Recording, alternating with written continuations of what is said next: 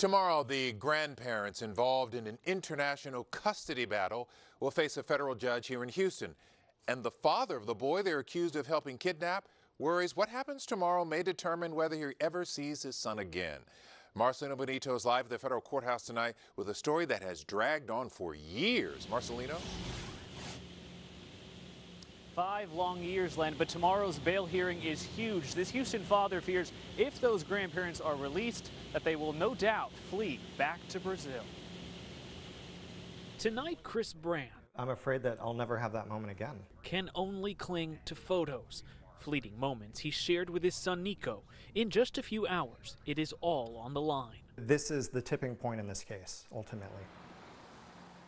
Tomorrow morning, his ex-in-laws, Nico's Brazilian grandparents, Carlos and Jemima Guimarães, will face a federal judge in Houston.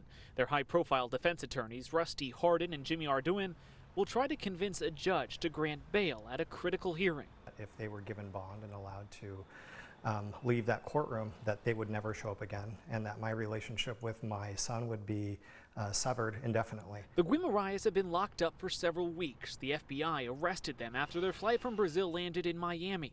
They're facing international kidnapping and conspiracy charges for helping their daughter Marceli, Chris's ex-wife, take the child to Brazil to never return. International parental child abduction is child abuse.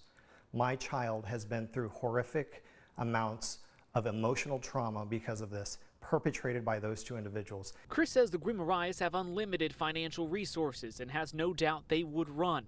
And now he's been told if he were to fly to Brazil again to see his son, like he has in the past, he would be arrested by authorities there for allegedly owing child support in Brazil. So tomorrow, the stakes could not be higher. Ultimately, my son's ability to come home will be determined by whether or not this family makes bail. Hopefully, we'll be one step closer to getting my son back.